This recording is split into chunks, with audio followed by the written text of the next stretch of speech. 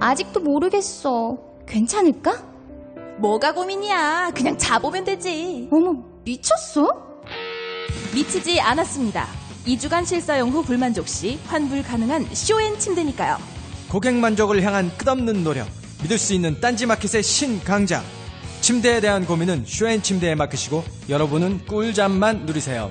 이젠 고민하지 마세요. 누워본 몸에게 물어보세요. 편안함을 파는 사람들 쇼앤침대, 딴지마켓에 있습니다. 주권자로서의 책임을 다합시다. 옛날에는 왕이 똑똑해야 나라가 편했습니다. 지금은 주권자가 똑똑해야 나라가 편하지 않겠습니까? 추종하는 시민에서 참여하는 시민으로 스스로의 위상을 바꿉시다.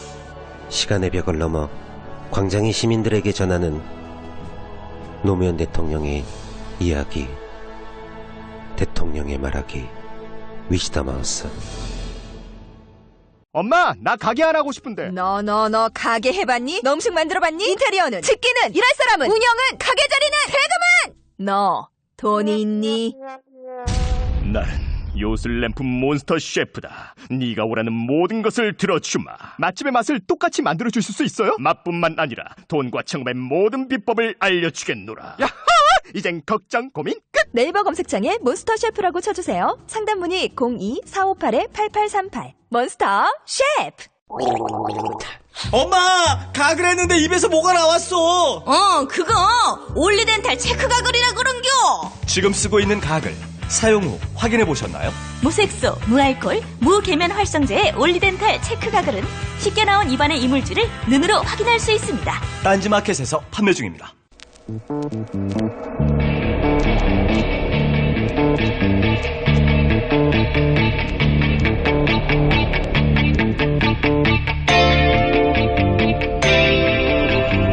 안녕하세요, 김호준입니다.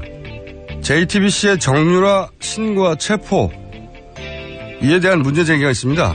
정유라는 체포되어야만 하지만 그것은 기자 역할이 아니다. 시민의 역할과 기자 역할은 다르다. 보도를 하기로 했으면 신고를 하지 말았어야 하고, 신고하기로 했으면 보도하지 말았어야 한다. 기자의 직업 윤리에 대한 지적입니다.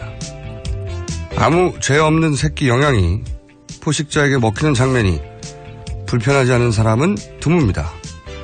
하지만 관찰자 자리를 지키는 내셔널 지오그래픽처럼 기자 윤리는 따로 있다는 지적입니다. 한해거리 뉴스가 하루에 쏟아지는 요즘, 한 번은 생각해볼 만한 지역입니다. 그래서 잠시 생각해봤습니다. 우선 내셔널 지오그래피가 관찰자로 남는 건 보도윤리 때문이 아니라 생태계의 질서, 그 균형이 인간이 개입하면 깨지기 때문이죠. 그런데 대한민국은 세렝게티의 초원이 아니라서 오히려 인간이 개입하지 않으면 동물의 왕국이 되죠. 그리고 기자의 직업 윤리보다 우선하는 윤리는 없는가? 공동체 일원으로서, 한 사람의 시민으로서 직업보다 우선한 규범 있습니다. 대한민국 20세기를 지배해왔던 기만적인 이 폭력적인 패러다임이 그 저열한 민낯을 이제 겨우 드러내기 시작한 이 시점에 직업이 뭐 그렇게 대수입니까? 이 괴물의 민낯을 드러내는 이 어려운 작업이 다시 한번 실패하면 기자의 보도윤리 따위는 개나 줘버려야 하는 그런 시대가 또 연장될 텐데요. 직접 체포를 시도한 것도 아니고 이 엄중한 시국에 공동체 일원으로 신고 당연히 해야죠. 그리고 국민의 알 권리를 위해 보도 당연히 해야죠. 제 결론입니다. 김호준 생각이었습니다.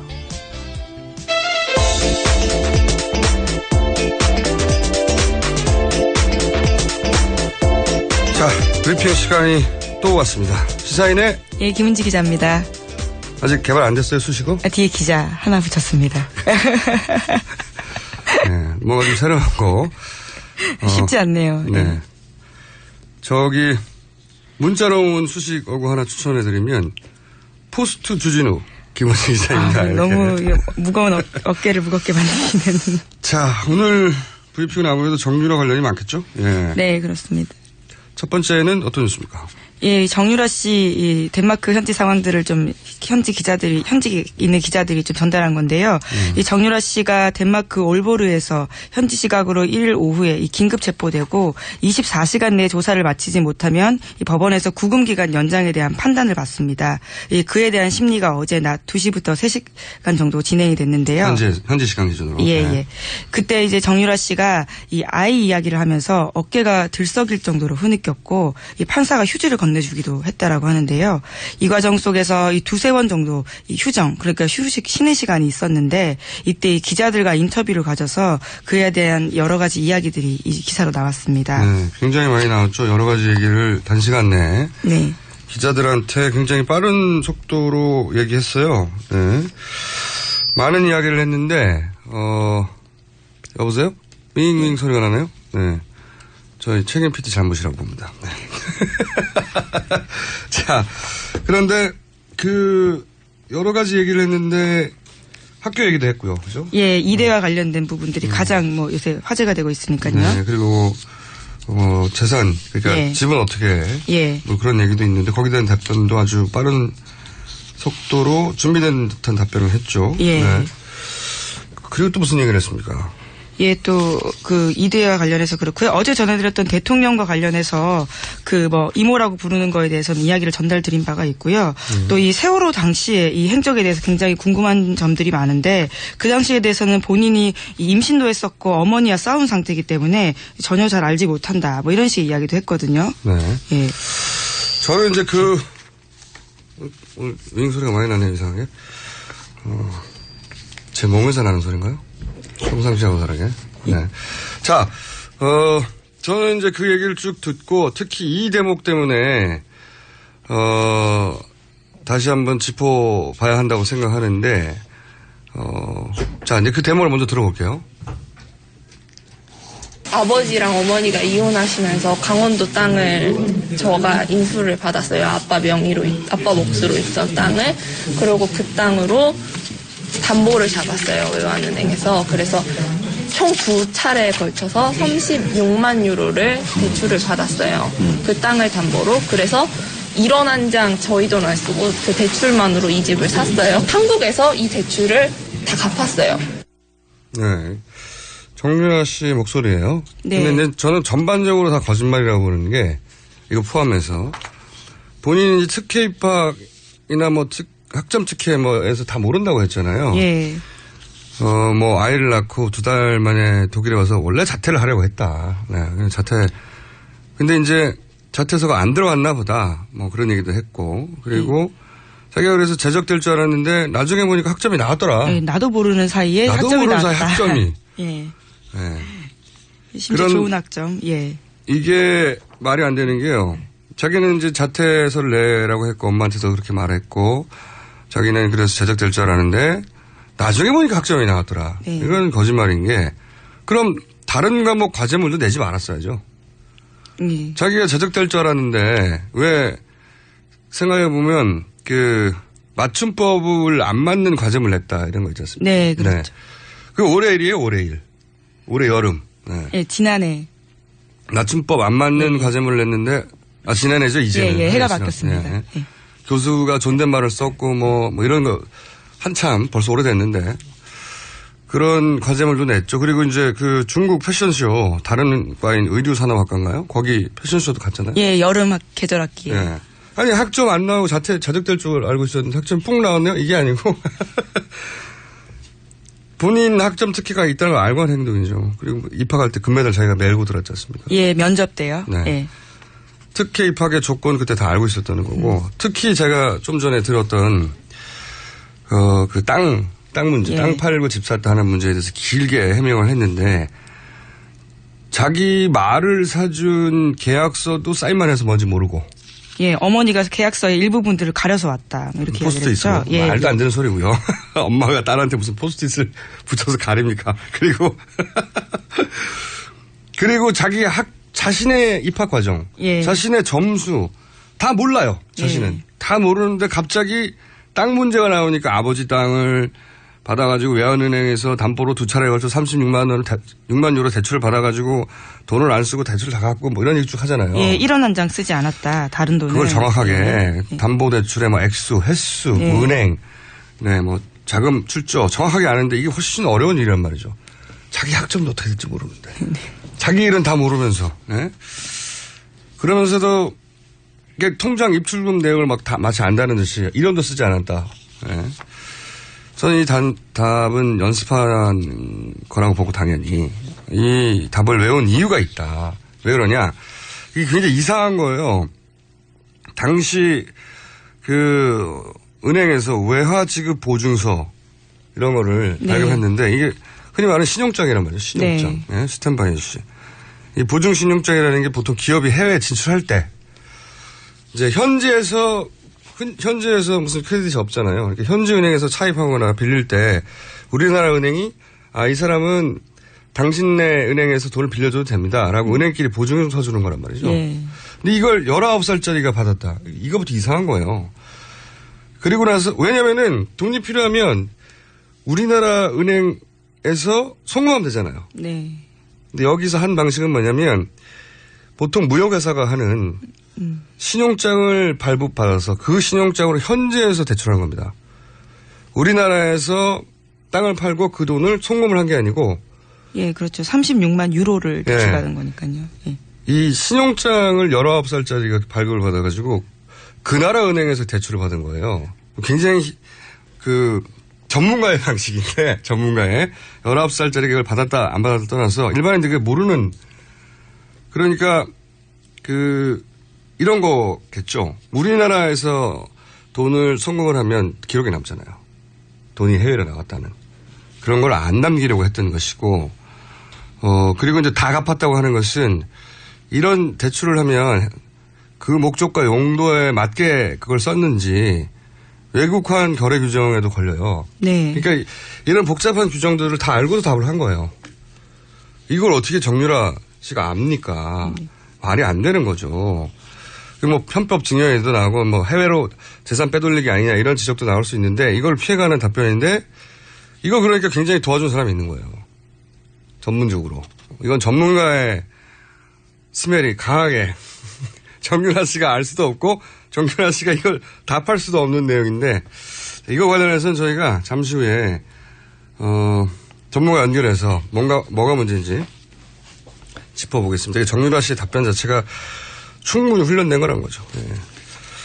자, 이 정유라 씨 관련 뉴스는 굉장히 많을 것 같은데 또 뭐가 있습니까? 네, 현재 같이 일행으로 있던 사람들이 어디에 갔는지에 대한 보도도 나와 있는데요. 19개월 된 아이 때문에 너무 이제 힘들다라는 식의 이야기를 정유라 씨가 했었는데, 현재 그 아이는 뭐 60대 보모와 함께 집에 머물고 있다, 이렇게 알려져 있지만요. 한국 취재진들이 그 집에 방문했을 때는 인기척은 없었다라고 합니다. 그리고 같이 붙잡혔던 나머지 한국 남성 2명의 행방도 파악되진 않고 있다라고 하고요. 저는 어제도 말씀드렸지만, 이 남성 2명이 중요하다. 그렇게 생각이 들어요. 사실은 도주 행위 전반을 이분들이 도와준 거 아니겠습니까? 어디로 가야 된다. 지금 언론을 피하자면 어디로 가야 된다는 판단 같은 것도 이 남성 2명의 판단 혹은 이 남성 2명과 연락하는 누군가의 판단일 것 같거든요. 이 두 분의 신병을 확보하는 게 굉장히 중요하다고 봅니다. 자, 다음 순위요. 예, 그래서 이에 대해서 박영수 특검이 입장을 냈는데요. 이 불구속 수사하면 자진 귀국하겠다라고 이 조건을 걸었던 정유라 씨의 제안을 거절했습니다. 그러면서 이규철 특검 대변인은 어제 이 현재 정유라 씨의 상태에서 예상되는 상황은 자진 귀국, 범죄인 인도 청구, 강제 추방 이 3가지라고 말을 하면서요. 이 특검은 정 씨가 범죄인 인도 청구에 불복하는 소송을 낼 가능성은 낮다라고 보고 있고요. 그래서 법무부가 늦어도 30일까지는 이 덴마크 당국에 범죄인 인도를 청구하겠다라는 방침이고, 이 정 씨가 아무 조건 없이 자진 귀국하거나 오는 10일에 외교부의 여권 무효화 조치 발효 등 강제 추방될 때 이 어떤 조치를 취하겠다라고 하고 있습니다. 이것도 그러니까 JTBC가 도착한 이후로 4시간 만에 나왔다고 했지 않습니까? 예. 그 사이에 누군가의 전문가의 또 터치가 있었다. 보통 19세, 20세, 21세 이런 연령대 분들이 구속수사와 불구속수사, 불구속 기소와 구속 기소, 뭐 긴급 체포 이런 거 구분하기 어려워요. 그렇죠, 사실. 예. 근데 여기서는 정확하게 본인을 불구속 기소한다면 귀국하겠다고 했거든요. 그러니까 갇혀있는 상태에 사실 신문을 받으면 굉장히 압박이 심하거든요. 네. 접견도 제한이 되고. 그래서 그런 조건을 딜을 걸은 거죠. 예, 이 딜을 21세 못 나옵니다. 이런 딜은. 그리고 제가 이제 안타까운 것은, 답답한 것은, 그리고 의문스러운 것은 뭐냐면 법무부가 30일까지는 범죄인 인도 청구를 하겠다. 30일이 이달 말이에요. 예, 오늘 1월 4일입니다. 예. 이거 범죄인 인도 청구를 해도 그쪽에서 절차가 또 한 달이에요. 네. 게다가 이거 항소도 할 수 있어요. 이거 언제 옵니까? 특검 끝날 때까지 못 와요, 이렇게 되면. 그리고 외교부는 여권 무효화 조치를 10일이라고 그랬거든요. 예. 일주일 후에요. 잡힌 때로부터. 뭐가 이렇게 느린가. 이게 과연 법무부와 외무부가 아주 신속하게 정유라 씨 신변을 받고자 하는 정말 의지가 있는가. 그리고 법무부가 외교부는 그동안 정말로 이 정유라 씨나 혹은 최순실 씨 관련 수사에 이 특검이 진행하는 속도만큼의 네. 의지를 가지고 정말로 있었나. 법무부가 우리 편 맞나 이거. 외교부도 이런 의구심을 가져봐야 될 사안이라고 보는데 이거 관련해서 또 진술이 있죠. 네, 그렇습니다. 이 노승일 K스포츠재단 부장이 한 증언인데요. 이 노 부장이 이 최순실 씨가 2015년 최 씨 회사에서 일했었을 때 이 외교부 관계자가 통화하는 걸 여러 차례 봤다 이렇게 이야기를 했다는데요. 이 노 씨에 따르면 최순실 씨는 이 직통으로 전화를 걸어서 대사님 애들 때문에 그러는데요 라면서 이 비자나 현지 취업 문제를 상의하곤 했다라고 합니다. 이제 실제로 이 최 씨 모녀를 돕기 위해서 머물렀던 K스포츠 직원과 최 씨 집안을 돌보는 사람까지 모두 비자를 취득했고요. 그렇기 때문에 노승일 씨 같은 경우에는 이 최 씨가 수시로 연락하면서 문제를 상의했다고 하는 외교부 측의 이 정유라 씨 행방을 모른다고 하는 것은 말이 안 된다 이렇게 지적을 하고 있습니다. 그러니까요. 최순실 씨가 독일에 있을 때 대사님이라고 하며 계속 그 비자 문제나 이런 걸 상의했다는 거 옆에서 들었다는 거 아닙니까? 근데 외교부는 어디인지 모른다고 그랬다는 거고. 그리고 법무부 생각해보면 법무부가 법무부 장관 아래에 있고 총리 아래에 있잖아요. 법무부가 반드시 이 문제를 신속하게 처리할 거라는 생각을 하면 안 되는 것 같고, 그리고 가능하면 이런 거 있습니다. 가능하면 법에 규정된 것 중에 가장 느리게 한다든가 아니면 그냥 법 규정대로만 한다든가 법 규정을 어기면 안 되니까 지금 그런 비상 상황 그런 상황이 아니잖아요. 예, 실제로 특검은 시간과의 싸움이라고 이야기하는데요. 뭐 준비기일 20일 그리고 70일 해서 90일인데 시간이 그렇게 많지가 않거든요. 지금 2달 정도 남았어요. 예. 연장은 절대 안 하실 예, 거고. 뭐 30일 할 수 있다고는 하지만 대통령 제가가 절대 안 떨어지겠죠. 예. 그러면 이제 2달 남았는데 특검이 있는 동안 안 돌아온다는 얘기예요. 이런 식으로 진행하면.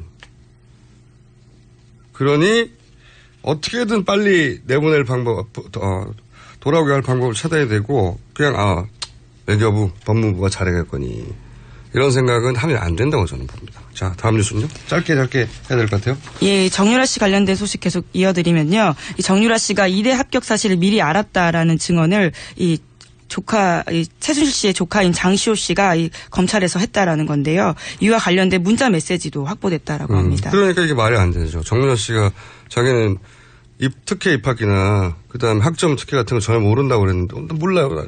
나는 자퇴할 줄 알았는데 장시호 씨한테 문자를 보냈다네요. 마침. 예, 미리 예. 발표 전에. 네. 다 거짓말이고요. 또 정유라 씨 관련 뉴스가 많을 것 같은데 또 뭐가 있습니까? 예, 이 정유라 씨 관련 뉴스가 워낙 화제가 되니까요. 이 아나운서 출신 정미용 씨가 이제 입을 열었습니다. 자신의 페이스북에다가요. 이 정유라가 잡혔다고 요란하다라면서요. 이 특검이 스포츠 볼모지인 승마 분야에 꿈나무 하나를 완전히 망가뜨렸다. 이렇게 썼다고 합니다. 정유라 씨가 승마 꿈나무인데 망가뜨렸다. 네. 이분은 말이죠. 승마에 대해서 정말 문외한인가 봅니다. 왜냐하면은 저희가 진짜 승마 꿈나무를 키우는 관계자를 인터뷰한 적이 있어요. 그분이 정유라 씨의 승마 실력에 대해서 저희한테 증언을 한 적이 있습니다. 잠깐 들어보겠습니다. 2014년도에 한국에서 외국 국제 심판을 초청해서 승마 세미나를 한 적이 있습니다. 네. 근데 그 외국 국제 심판이 한국에 와서 세미나를 하면서 그 세미나 내용에 이제 비디오를 하나 뽑아서 이제 강의를 해야 되는데 가장 좋지 않은 예로 타고 있는 선수를 비디오를 선정된 게 정유라 사진을 선정하더라고요. 왜냐하면 외국 코치는 모르니까. 정유라 학생이 누군지 모르고. 네, 모르니까. 국내 선수들 중에 가장 나쁜 사례로 든 게 정유라 학생이었다. 자, 꿈나무 아닌 걸로 저희 전문가들은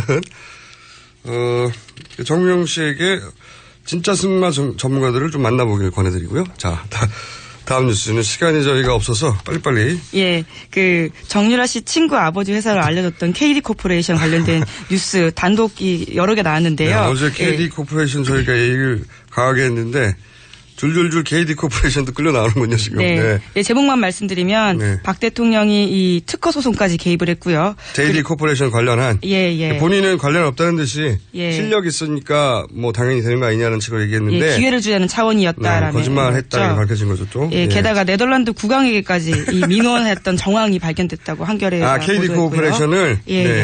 그리고 또 원동기 흡착기 기술을. 네. 예, 그리고 또 대통령이 프랑스 방문 때 또 이 회사를 밀어주겠다는 시도가 있었다라는 진술도 나왔다라는 겁니다. 그러니까 대통령께서 그 기자 간담회 한 거를 이제 음성들을 제가 쭉 저도 녹음된 거를 기자들이 몰래 한 걸 들어봤는데 이 녹음 그 기자 간담회 덕분에 더 많은 기사가 나오게 생겼어요. 이제 앞으로 본인이 했던 말을 뒤집는. 제목만 읽어주세요. 남은 거는. 예, 이 특검이 서울 남부구치소 압수수색했는데요. 이 말맞추기 정황이 발견됐다라는 겁니다. 말을 맞추는 것 같아서. 구치소도 압수수색했다. 특검 잘한다. 다음요. 그리고 이제 임명진 이 새누리당 비대위원장이요, 이 광폭 행보를 벌이고 있는데 친박 핵심에 대해서 이 종양의 뿌리다 이런 이야기도 하고요. 지금 친박하고 핵심과 임명진 비대위원장이 이제. 대결 구도가 계속 보도되고 있죠. 6일까지 이 입장을 정하라는 건데요. 일본 같았으면 할복한다. 뭐 이런 이야기도 했습니다. 저는 이건 어느 정도 짜고 치는 약속 대련이라고 보는 면이 있는 게 왜냐면은 이분이 들어올 때 탈당하겠다고 하는 이정현 대표나 서청원 대표의 이야기를 미리 들었어요. 그래서 인적 성산이 어느 정도 이루어질 수 있으니 내가 강하게 나가야 되겠다. 그렇게 이제 약속 대련의 부분이 있었는데 뭐 그 과정에 양측의 감정이 좀 상할 수는 있지만 보면 이를 필요 이상으로 키우는 점이 있습니다. 필요 이상으로 커지고 있다. 왜냐하면 이렇게 빵 커지고 그런 다음에 인적 청산이 돼야 아무래도 사람들 눈으로 보기 갈등 끝에 결국 청산되었구나. 이런 대외적인 효과가 극대화되겠죠. 그래서 약속 대련의 면이 있다고 본다. 개인적인 의견입니다. 자, 여기서 저희가 아까 잠깐 초반에 말씀드렸던 정유라의 은행 대출권 여기에 특혜가 있다. 사실 이거 석 달 전에 잠깐 나왔던 뉴스거든요. 저희는 짚었는데 이번에 다시 한번 제대로 짚어보겠습니다. 일찌감치 이 문제를 제기해온 참여연대 김단균 변호사 전화 연결하고 있습니다. 안녕하세요, 변호사님. 예, 안녕하십니까. 네, 정유라 씨가 이제 하나은행으로부터 36만 현재 기준으로 한 4억 5천 정도 외화 대출 받았는데 이게 어떤 방법으로 대출 받았는지 잠깐 설명해 주십시오. 먼저 국내에 있는 이제 최순실 씨와 정유라 씨 공동 명의로 있는 평창의 땅을 담보로 해가지고 3억 원 부분에 대해서 외화 지급 이제 신용 보증을 받았고요. 또 추가로 이제 최순실 명의 예금을 담보로 해서 1억 5천만 원에 대해서 이제 외화 지급 신용 보증을 받았습니다. 이걸 가지고 이제 독일 하나은행 독일 법인으로부터 외화 대출을 이제 받은 것입니다.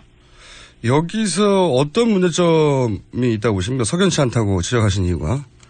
첫 번째는 이제 외화 지급 신용 보증장이라는 것이 이제 무역 거래를 할 때 쓰는 거거든요. 그렇죠. 대부분 이제 기업에게 발행해 주는 것이고 개인에게 발행해주는 경우에도 보통은 이제 이런 무역 거래를 하는 기업의 임원들이 보통 받게 되는 것인데 당연히 그렇겠죠. 전혀 이제 소득도 없고 이제 19세에 불과하고 다른 신용 거래도 없는 사람인 정유라 씨한테 이제 외환 지급 보증이 갔다는 것들이 이제 굉장히 의심이 가는 부분들이고요.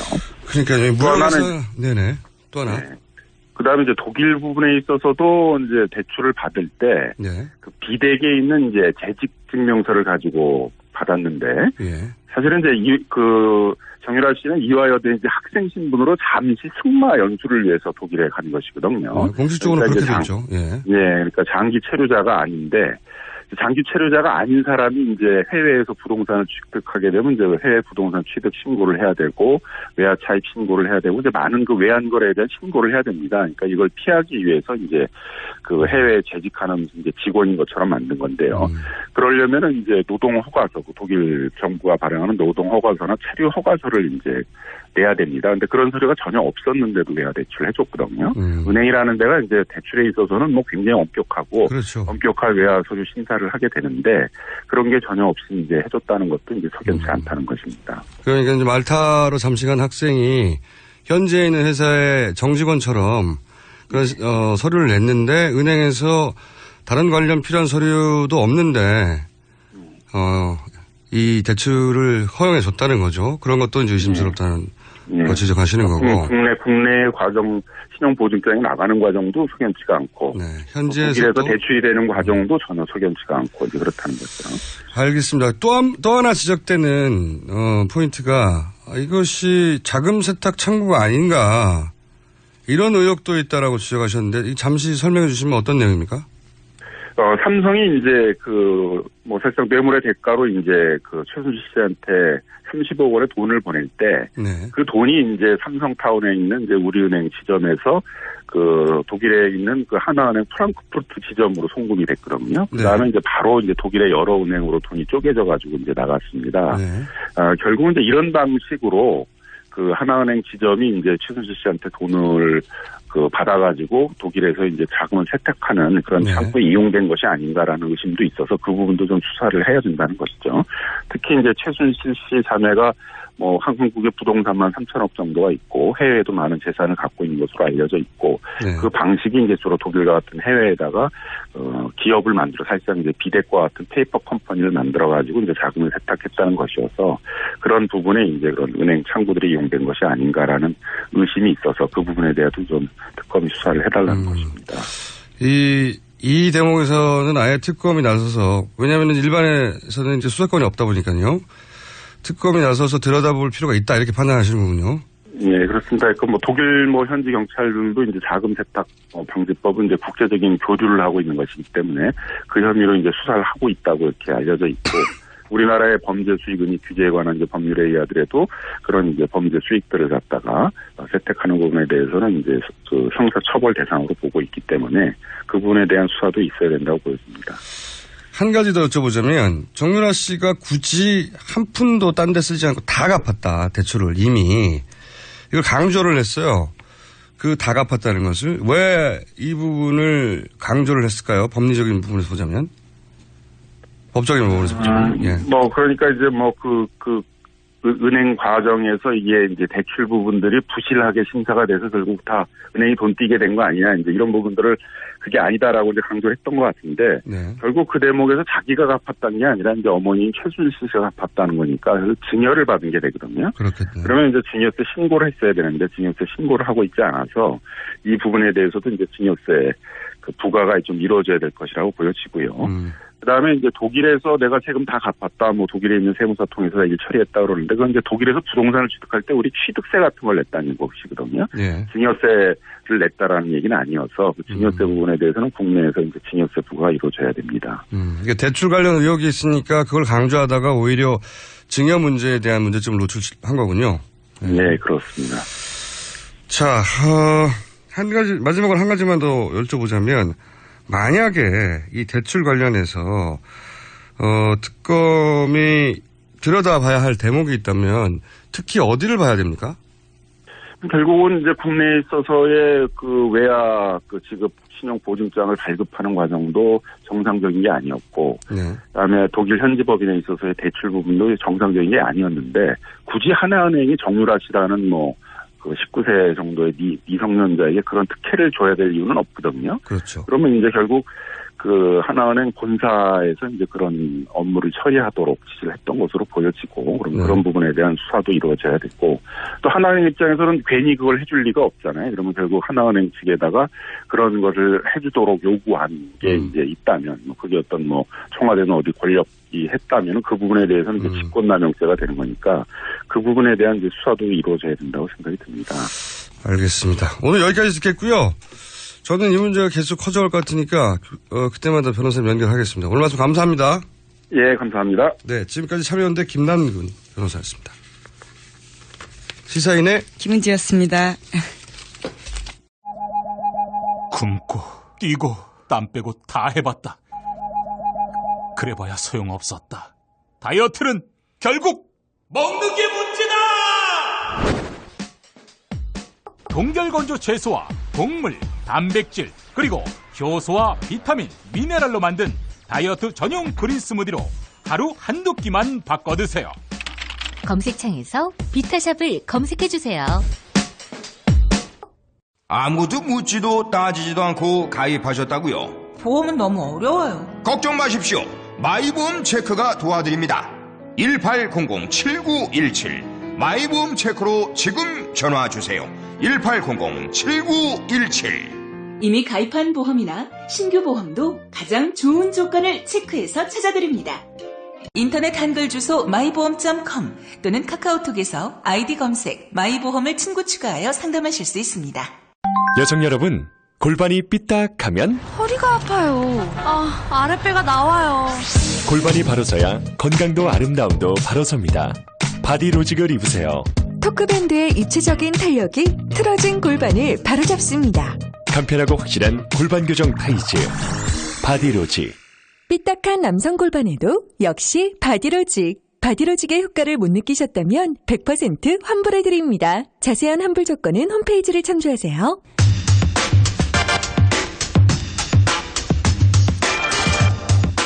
첫 번째 인터뷰 시간입니다. 어제 손학규 전 대표가 10여 명의 민주당 의원과 함께 국민의당에 합류할 거라는 보도가 있었습니다. 뉴스공장은 오는 금요일 손학규 전 대표와 인터뷰가 예정되어 있는데요. 그런데 이 보도가 있자 안희정 도지사가 충남도지사가 손학규 선배님 은퇴하세요라는 글을 올려서 정치권의 논쟁이 일고 있습니다. 안희정 충남도지사 연결해보겠습니다. 안녕하세요, 지사님. 네, 안녕하십니까. 네. 지사님은 저희 방송에서도 그러셨지만 이게 평소 좀 느린 템포로 성장판이 늦게 열린다고 하셨던가요? 성장판이 네. 늦게 열려가는 분인데 이 손학규 전 대표에게는 바로 대놓고 은퇴하라고 하셨는데 이유가 뭔가요? 오늘의 대한민국의 정치의 위기는 무원칙한 정치 때문에 그렇습니다. 원칙이 없습니다. 모든 정치가. 민주주의를 잘하는 것은 둘째치고 원칙이 없습니다. 원칙이 없다. 정당이라고 하는 것은 우리가 서로 동지가 되어서 나라를 잘 이끌어보자고 만든 조직 아닙니까? 예. 근데 그 동지가 어떻게 해마다 그렇게 수시로 바뀝니까? 네. 해마다. 정말 이건, 총수님 무슨이, 저도 근데 정말로 저는 정치인으로서 정말로 고통스럽습니다. 이 정당 정치가 이렇게, 나라를 이끌겠다라고 하는 이 가장 중요한 정당이 이런 식으로 평생 동지는 둘째치고 대선과 선거 때마다 이렇게 분열하고 이합 집산을 하면 이런 정당과 정치로 어떻게 나라를 이끌겠습니까? 그래서 제가 존경하는 많은 선배님들이 그런 무원칙한 정치들을 계속 반복하셔서 선배님들 좀 그러지 마십시오라고 제가 후배로서 말씀을 드린 겁니다. 네. 조금 더 구체적으로 얘기하자면 이제 모르시는 분도 있을 테니까 손학규 전 대표가 이제 국민의당에 합류하겠다는 의사를 밝히면서 동시에 민주당 의원들이 한 10여 명, 물론 확인되지는 않았습니다. 그분들이 누군지, 그런 의사가 진짜로 있는지. 근데 여간 그런 전망이 나오고 이런데, 이런 대목을 보시고 짚으신 거죠? 정당 정치 훼손이라고? 그렇게 이해하면 됩니까? 그렇습니다. 지금 현재 손학규 대표님만 하더라도 2007년도 3월 달에 한나라당을 하시다가 탈당을 하셨습니다. 네. 그때 한나라당 경선에서 3분의 대선 후보들 중에 3등을 하셨는데 네. 경선을 한참 시작하려고 했을 쯤에 탈당을 해버리셨어요. 경선 같이 구도로 이끄시다가. 네. 저는 그때도 무척 실망을 했습니다. 물론 저와 경쟁을 하고 있는 한나라당에 누구라도 한 명 탈당을 해서 정당 간의 경쟁에서 저쪽 상대 진영이 분열되는 거니까 제가 정당의 이익으로 보면 기뻐해야 될 일이지만 그러나 남의 당이든 우리 당이든 경선 앞에서 함께 경선을 하자고 하다가 불리하니까 탈당하는 건 이건 정당인으로서는 있을 수 없는 얘기입니다. 손학규 대표님만 제가 지금 비난하는 것 아닙니다. 대한민국의 지금 모든 정치가 지금 그렇게 가고 있습니다. 갑자기 거대한 이합 집산이 이루어질 것만 같은 지금 상황이긴 합니다. 네. 이것은 1990년 김영삼 대통령이 만들어 놓은 3당 야합 때문에 그렇습니다. 그때 한번 크게 휘저어졌죠. 예. 그때부터는 정당을 이곳저곳 이합 집산하는 이 철새 정치를 그전에는 부끄러워라도 했는데 그 뒤부터는 다 구국의 결단이 돼버립니다. 구국의 결단. 김영삼 대통령이 그 뒤에 무슨 업적을 남겼더라도 저는 그 민주주의가 우리 국민들에게 이익을 가져다주는 유일한 제도를 한다면 이 민주주의의 근간을 깨버린 겁니다. 김영삼 대통령이. 알겠습니다. 원칙주의자라. 그 뒤에 너무 많은 정치인들이 지금 무원칙한 정치를 하고 있어서 민주주의 나라를 운영하는 정책과 노선은 저는 둘째치고 신뢰할 수가 없는 겁니다. 이 신뢰를 잃어버리는 나라를 만들었으니 저로서는 정말로 난감하고 고통스러운 현실입니다. 그 대목은 저희가 전 대표 곧 금요일 나오시기로 했으니까 제가 여쭤보기로 하겠는데 아무래도 성장판 열리고 계신 것 같아요, 지사님. 오늘 저요? 그건 저는 지금 이 대목에서 그건 저한테는 중요한 문제가 아닙니다. 제가 이제 관찰자로서 보기에 성장판 열리시나 이런 생각이 듭니다. 고맙습니다. 네. 자, 그런데 이제 도지사님 그런 지적에 대해서 손학규 전 대표하고 가까운 현재는 무소속이죠. 소위 만덕산 하산 이후에 민주당을 탈당하신 분인 이찬열 의원, 측근이라고 표현하면 되겠죠. 이걸 두고 이제 친문, 패거리 정치 그만하라 이렇게 지적을 했습니다. 이게 손 전 대표의 생각이라고 봐야 되겠죠. 본인 발언을 친문, 패거리 정치라고 하는 데 대해서는 뭐라고 하시겠습니까? 한마디로 뜬금없는 얘기입니다. 왜 뜬금없는 얘기죠? 제가 정당 정치의 원칙을 얘기하는 것은 보편적인 상식에 부합하는 얘기입니다. 누가 보더라도 나라를 우리가 한번 이끌어보자고 동지를 맺고 당을 같이 했으면 끝까지 가야지요.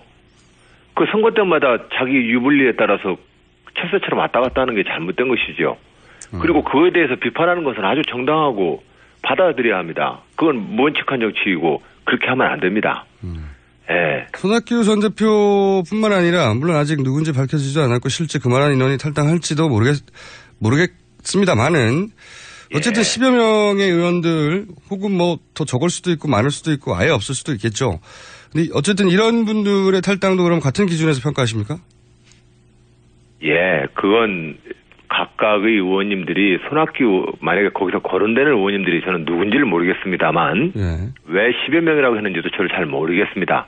다만 각각의 의원님들이 손학규 의원님과 어떤 의리와 개인적 관계 때문에 그런 혹시 결론을 내실는지는 모르겠으나 그건 개인적 의리 문제와 공인으로서의 정당인의 자세는 아닙니다.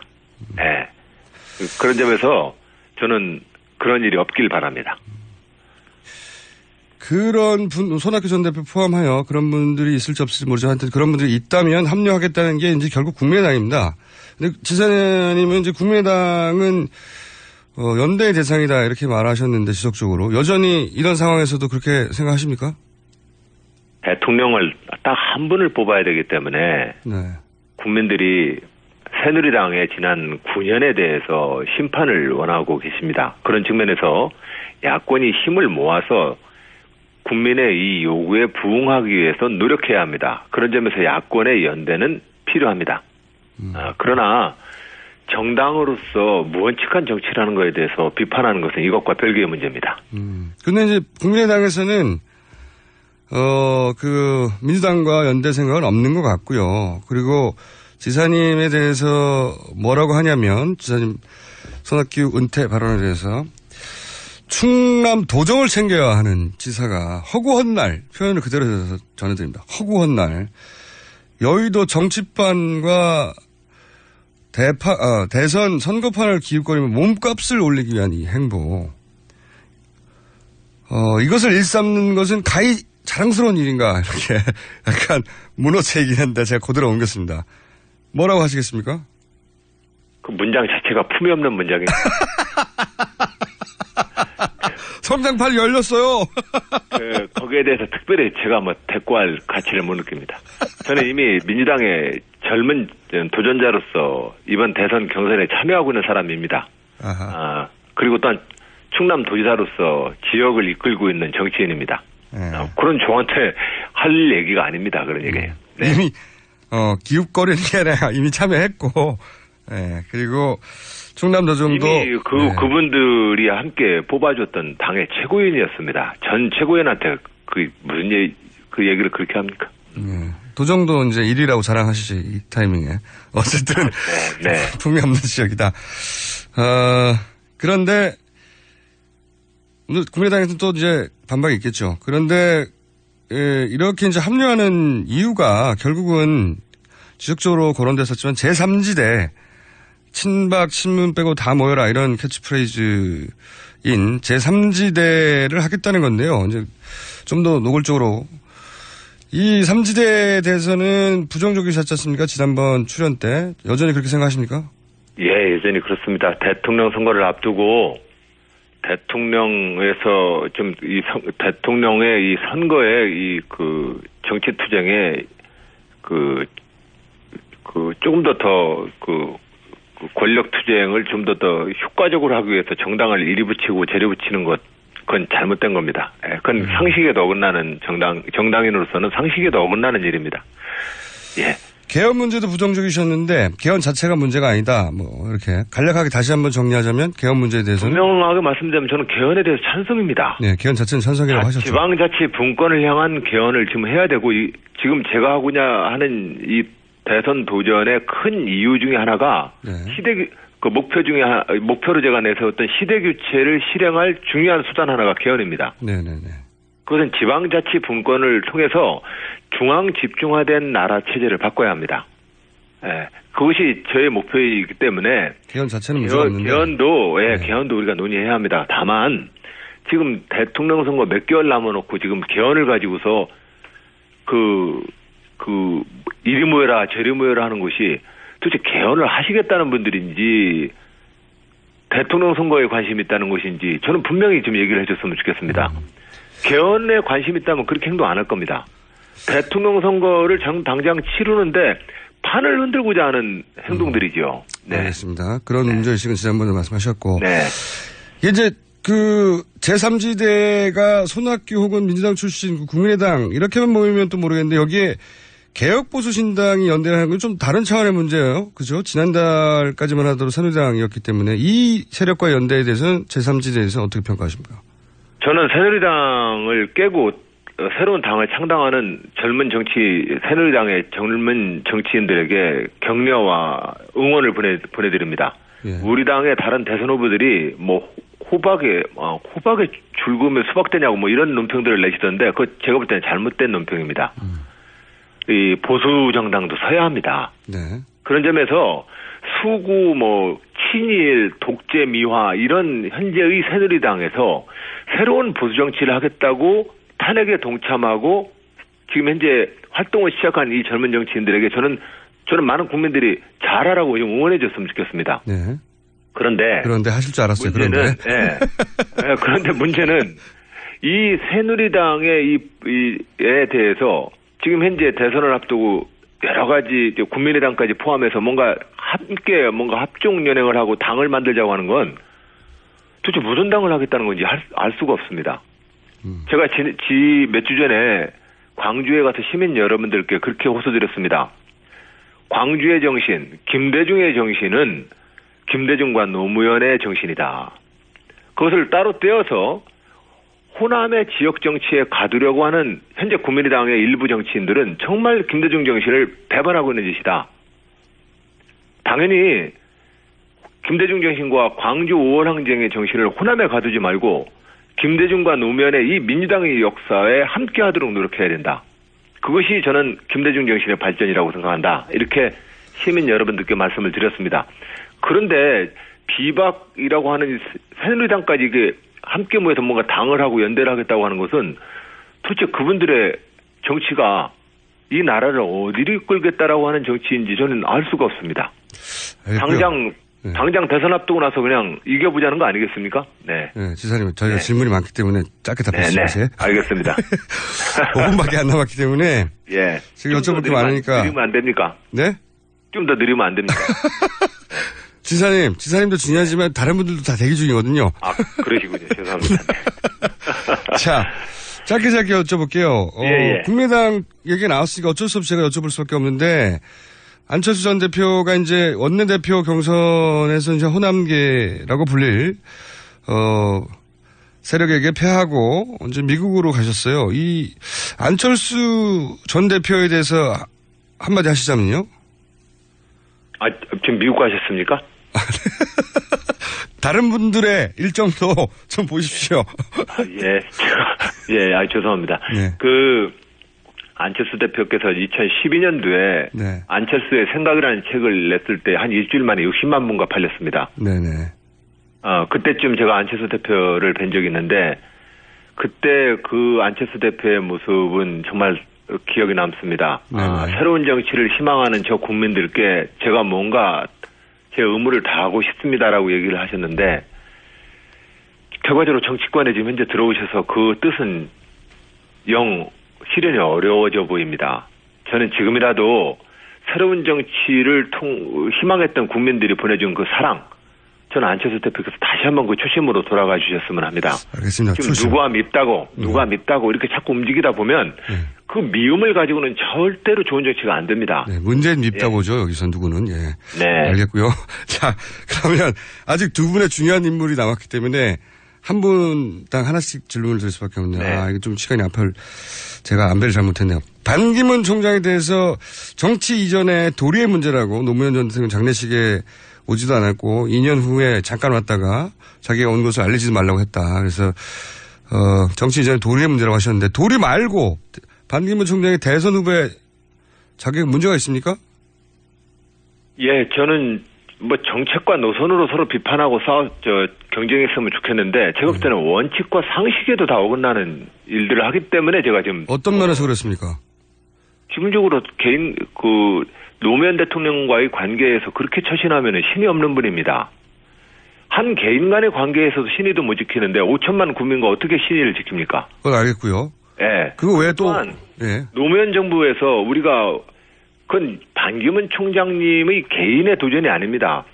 유엔 사무총장 국가로서 대한민국이 총력을 다해서 그 유엔 사무총장 자리를 얻은 겁니다. 네. 그랬을 때 노무현 정부와 우리 국민들이 요구했었다면 그렇게 응원해준 이유는 그 이유 중에 하나는 이 분단된 국가 내에서 유엔 사무총장이 이 한반도의 긴장과 갈등을 좀 해소하기 위해서 노력해달라는 요구도 있는 겁니다. 네네. 근데 지금 이제 10년 동안 이 남북 분단과 아시아 지역의 긴장에 대해서 뭔 역할을 했습니까? 그런 측면에서 저는 반기문 총장 역시 상식과 원칙으로 볼 때도 저는 동의할 수가 없고 그리고 그분이 하려고 하는 정책적 비전과 나라를 이끌겠다고 하는 그 철학이 뭔지도 저는 이해할 수가 없습니다. 예. 알겠고요. 반기문 총장에 대해서는 앞으로 얘기하실 기회가 많을 것 같으니까 한 가지만 여쭤볼게요. 오늘 급하게 현안들을 훑으려고 하는 타이밍이니까요. 외부에서만 당이 흔들리는 게 아니에요. 마지막 질문인데 내부에서도 이제 비대위원장인 김정인 전 대표가 민주당 대선 후보가 아니라 이제 반기문 총장을 계속 거론하거든요. 이거는 어떻게 평가해야 됩니까? 사실상 해당 행위 아닌가요? 그렇긴 합니다. 그런 점에서 당에 있는 원로 선배들이나 우리 사회의 대선배님들께서 여러 가지의 정치적 소신과 평소의 철학이 있으시겠지만 다시 원점으로 돌아가서 정당 정치의 원칙, 함께 우리가 동지로서 한 당을 하고 있다는 원칙, 그리고 그런 동지로서 약속했다는 사실에 좀 주목해서 서로 언행을 좀 조심해달라. 우리는 힘을 모아야 될 동지입니다. 예. 그런 점에서 자당의 소속 후보들이 있는데 왜 딴 데 가서 그러시는지 모르겠습니다. 그러니까 이제 민주당 소속이시고 민주당 비대위원장을 했지만 본인은 반기문 사무총장을 대통령으로 만들겠다고 해석될 만한 발언을 계속 하시는데. 글쎄요, 그런 말씀은 저는 아직 못 들었습니다. 아니, 반기문 총장이 괜찮다고 말씀하셨어요, 계속. 예.